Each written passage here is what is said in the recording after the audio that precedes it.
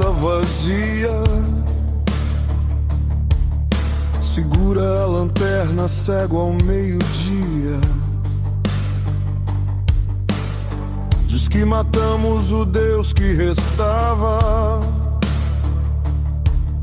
e agora o nada é tudo que nos guiava.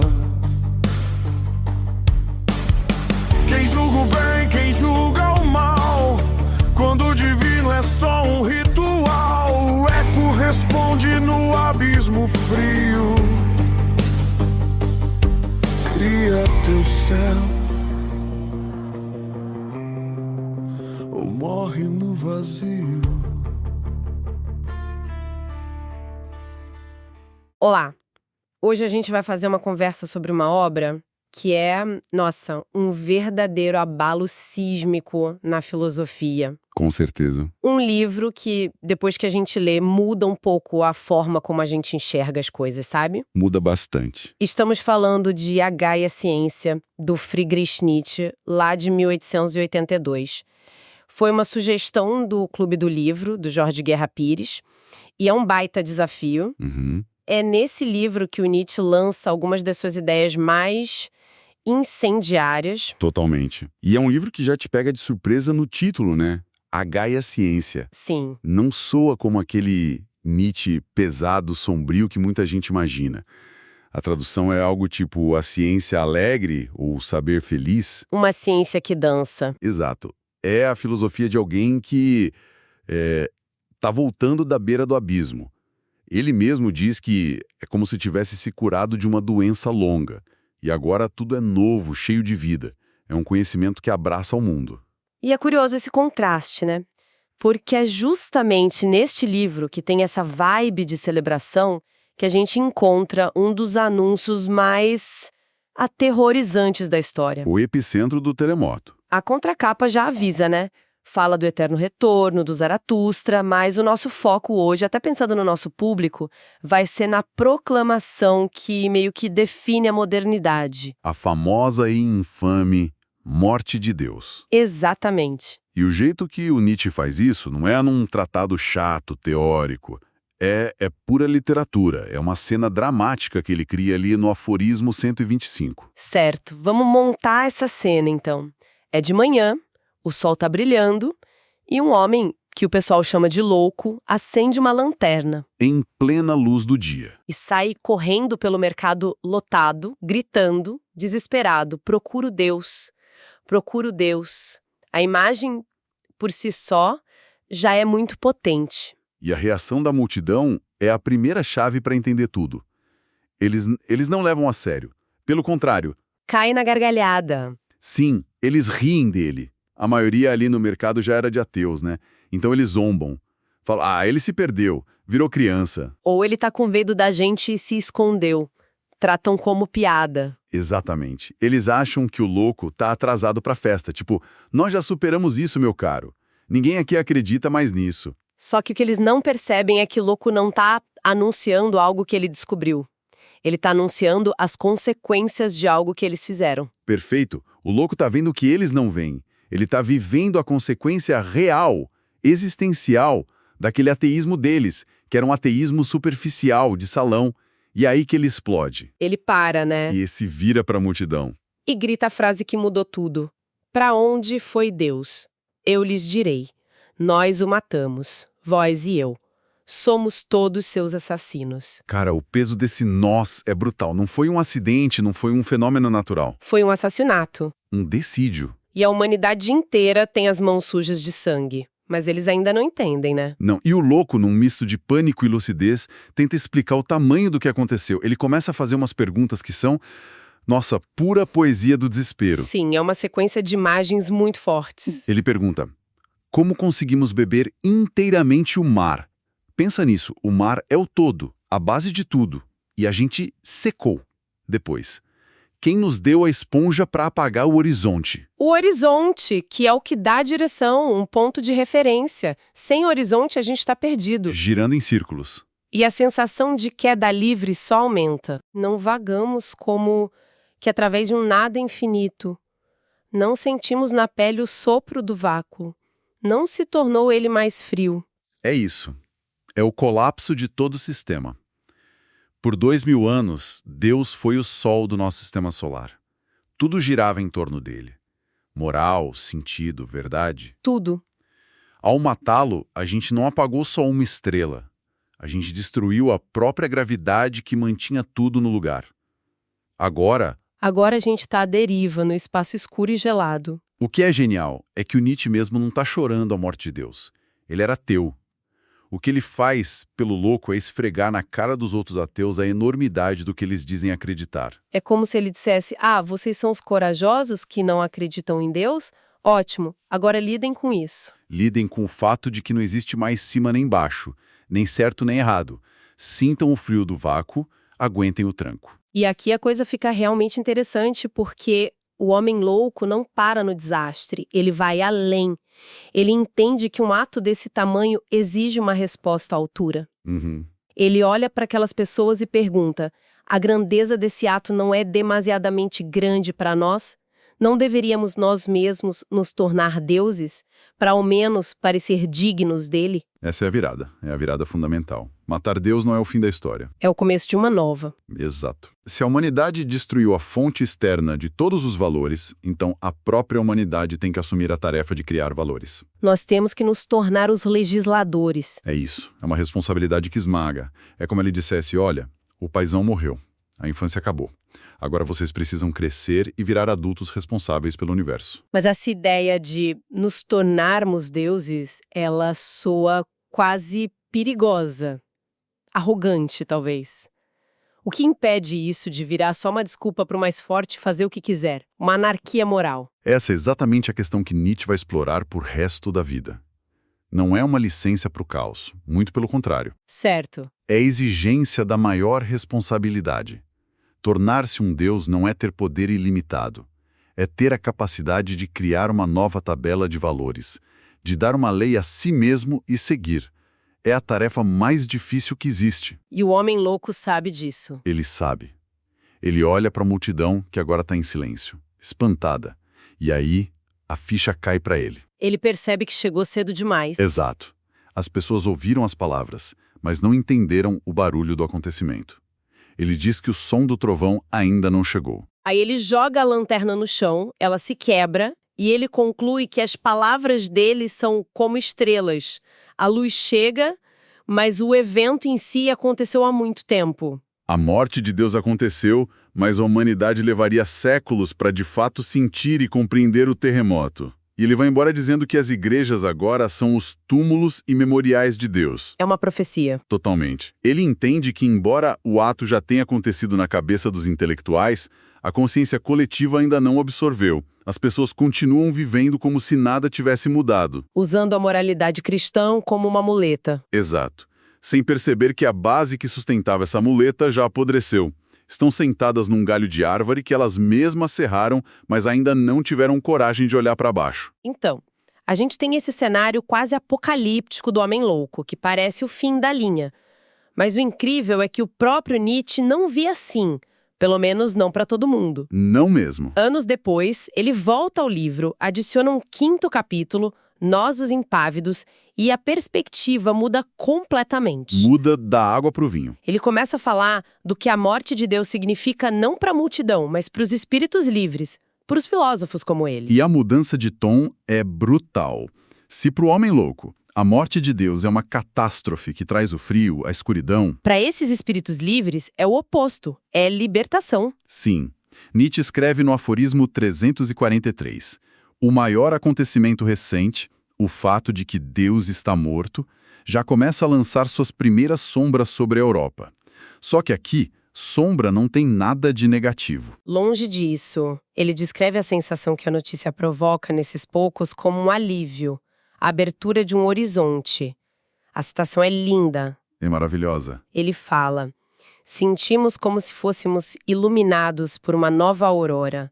Nosso coração transborda de gratidão, espanto, pressentimento e expectativa. De repente, o mar que para o homem louco era um nada assustador, para ele se torna um mar aberto, convidativo. A morte de Deus não é o fim da viagem. É a permissão para que todas as viagens comecem. E isso nos leva de volta ao título, né? A Gaia Ciência. Exatamente.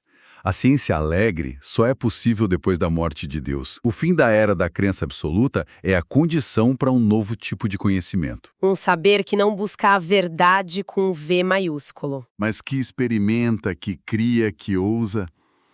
É uma filosofia para navegadores, para exploradores, não para quem precisa ficar ancorado no porto seguro da fé. O mundo vira um laboratório de possibilidades. Mas essa exploração não é um caminho tranquilo, sem perigos. E o maior perigo, segundo Nietzsche, não vem de fora. Vem de algo que Deus deixou para trás quase como um fantasma. Isso, ele fala disso num aforismo anterior, o 108. Certo. O Nietzsche nunca dá uma resposta fácil, né? E nesse aforismo, Novas Lutas, ele dá o aviso que talvez seja o mais relevante para a gente hoje. E qual é? Ele diz: Deus está morto, mas tal como são os homens, durante séculos ainda haverá cavernas em que sua sombra será mostrada. Quanto a nós teremos que vencer também a sua sombra. O corpo se foi, mas a sombra continua. Exatamente. A sombra se projeta sobre nós. Essa sombra de Deus é o quê, exatamente? É tipo um membro fantasma? A crença foi amputada, mas a gente ainda sente a coceira, o formato dela no dia a dia. É a analogia perfeita. A sombra é tudo aquilo que a crença em Deus impregnou na nossa cultura, na nossa psicologia, na nossa linguagem. A moralidade judaico-cristã. Sim, que sobrevive mesmo em quem não tem fé. A culpa, a ideia de pecado, a valorização da humildade, a desconfiança do corpo. Mas é mais profundo. É a própria estrutura do pensamento. Como assim? É a necessidade de ter uma resposta final, um propósito para o universo, uma verdade absoluta que nos console. A ciência pode tomar o lugar da religião, mas se ela for tratada como um novo dogma. É só a sombra de Deus com outro nome? É a sombra. Então, se declarar ateu é só o primeiro passo. E talvez o mais fácil. A verdadeira luta, a nova luta, é contra essa sombra. É superar a necessidade de ter um Deus, de ter uma muleta metafísica. É como dizem, ter a honra de jogar a última pá de terra no túmulo de Deus. É parar de procurar fantasmas em cavernas e finalmente olhar para o mundo como ele é. Sem um roteiro pré-escrito. Exatamente. A luta contra a sombra de Deus é uma luta interna. É contra a nossa própria fraqueza, nosso desejo por conforto. E talvez a gente ainda esteja no meio dela. A gente se livrou do pai, mas continua seguindo as regras que ele deixou na parede, por hábito. Pois é. E essa é a situação perigosa em que a gente se encontra. Aceitar que o Big Daddy morreu nos coloca numa posição de responsabilidade assustadora. Somos nós que estamos no comando agora. Totalmente. A imagem que me vem é a de crianças que herdaram os controles de uma usina nuclear. O pai, que era o único que sabia operar os botões, se foi. Nossa, perfeito. E agora a gente está sozinho na sala de controle, com o dedo perto do gatilho. A responsabilidade é total. E as consequências de um erro são catastróficas. Deus está morto e estamos sozinhos. Exatamente essa a vertigem. A liberdade que a morte de Deus proporciona é inseparável da responsabilidade absoluta. Não tem mais para quem apelar. Não tem mais em quem colocar a culpa. O destino está literalmente em nossas mãos. Sim, o destino do planeta, da espécie, dos valores, tudo. Então, para a gente amarrar essa nossa conversa sobre a Gaia Ciência, o Nietzsche, com a figura do homem louco, nos joga no abismo que a morte de Deus abriu. Ele mostra o terror do vácuo. Mas para os espíritos corajosos, ele mostra também a beleza libertadora desse novo mar aberto. É o fim de um mundo. E a convocação para que a humanidade construa um novo, assumindo para si, pela primeira vez, uma responsabilidade que antes era divina. No fim das contas, a questão de a obra deixa pulsando não é uma celebração infantil do ateísmo, né? De jeito nenhum. É um desafio existencial gigantesco. Se a premissa é que estamos sozinhos, sem um plano cósmico, sem um juiz final, então a única pergunta que importa é: como então a gente deve viver? Como a gente cria sentido num universo que não tem sentido inerente? Esse é o problema que define o ser humano moderno. E Nietzsche foi o primeiro a formular isso com essa clareza brutal. E isso nos deixa com um pensamento final para a semana. O Nietzsche descreve a morte de Deus como um horizonte que se abre, um mar que convida à navegação. Se a humanidade de hoje, mais de um século depois, já parece tão acostumada com a ideia de navegar sem as velhas estrelas guia da moral e da religião, por que ainda parecemos ter tanto medo de nos afogar?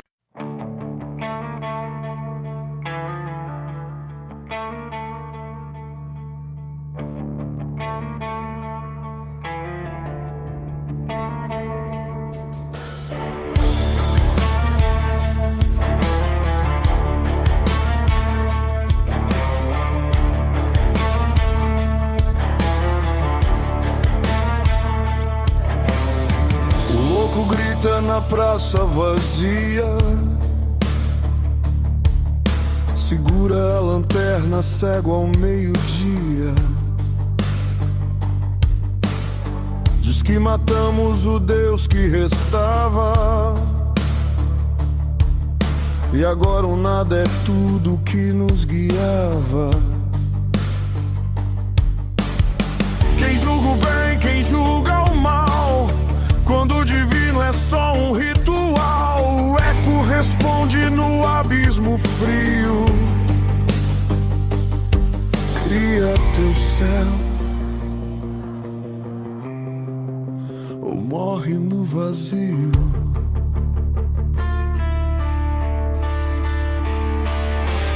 Sem Deus tudo é permitido,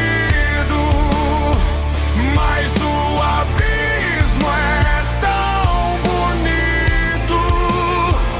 A liberdade corta fundo quando o sentido deixa o mundo.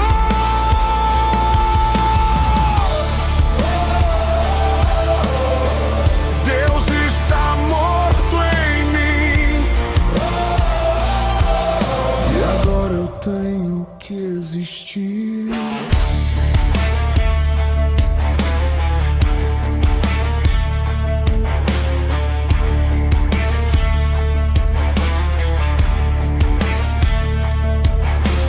Zaratustra ri do alto da dor, Ivan afoga a culpa no amor. Um quer criar, o outro fugir, dois deuses lutando pra não ruir. Entre a fé e a criação arde o fogo da razão. Se tudo é permitido, então sou Deus ou só negação?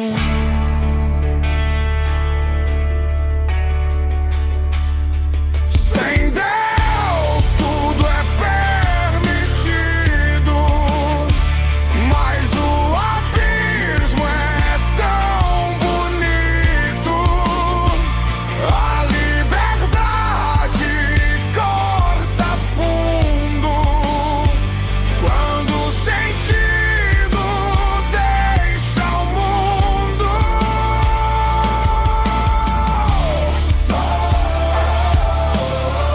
Deus está morto em mim, e agora eu tenho que existir.